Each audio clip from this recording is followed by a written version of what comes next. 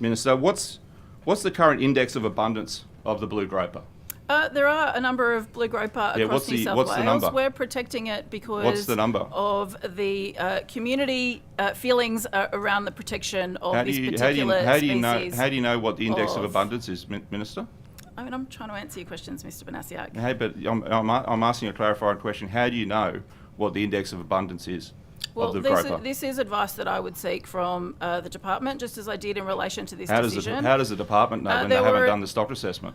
Well, this is the work that they do. Well, they haven't, Minister. I'm telling you, they haven't. Day of the week, and I'm really proud of the work that fisheries do, New South Wales fisheries do, within the Primary Industries Department in New South Wales. We'll see shortly, Minister. How? I sought advice from them after the occurrences that happened over the summer. What's the current stock assessment, Minister? And this is what we have, and this is the decision that we've made. I'm really pleased that we've made this decision. I'm redirecting. It's certainly supported by the broad community. Order. What is the current stock assessment for the blue groper I'm happy to get a specific answer. Perhaps Dr. Sloan can provide that, or I'm happy to get specific details for you and provide it on notice if you would like. Mr. Banasiak, I'd like to answer your question. One would hope you would have this answer ready, given that you know that you dropped this announcement a day before coming to estimates, and you probably would suspect I'd be asking questions on this.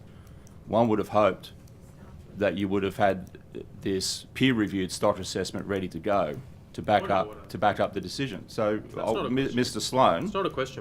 Can you table now the stock assessment for the blue groper in New South Wales? Yeah, thank you, Chair.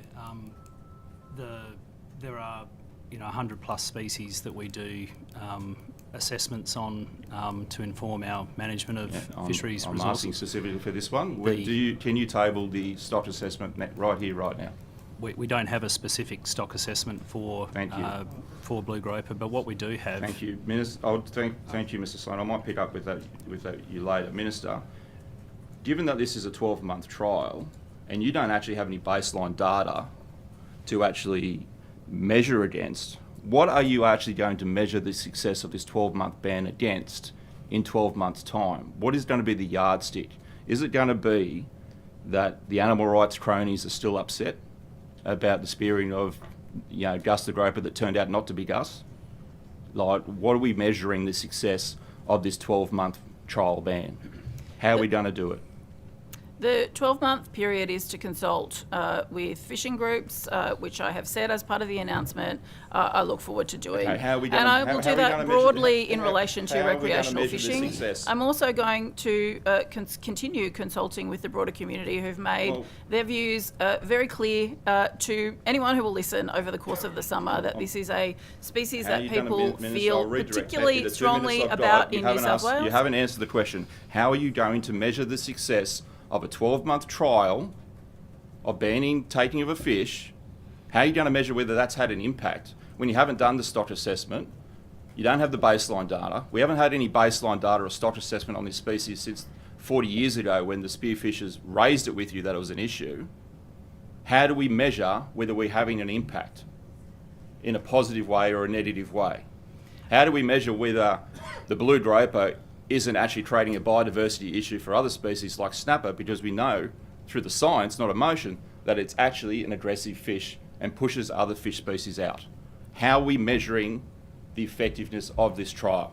Well, hopefully by the end of 12 months, people will have understood that we've changed the rules, and I won't have to be talking about fines and penalties that will be issued to people if they do break the rules in relation to catching this fish. You could have helped that when you backed away from doing an education program, and it's very well known within the fraternity that you backed away from doing an education program in that area and moved to this ban. If you actually went the education route, we wouldn't have this issue.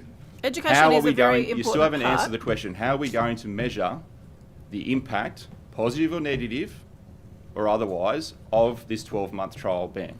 Education is a really important part of the program. No. How are we going to measure? How are we going to measure? And engaging with fishers to understand the rules that have been changed based on the sentiment of the community is something that we will be undertaking. As you well know, recreational fishers must understand the rules before they fish in New South Wales, and educating people, working with people about those rules will be a really important part of this. I don't want fisheries officers to have to issue fines. I don't want prosecutions to to have to occur. So in 12 months from now, when I'm assessing it, hopefully people will have understood that rules have changed, Well, and we won't have to be issuing fines, and we won't have to be prosecuting people for breaking the rules. How many fines have been issued for the illegal taking of groper in any form in the last 5 years? I'm happy to ask Dr. Sloan to provide some further information on that, or I'm happy to take it on notice, Mr. Banasiak.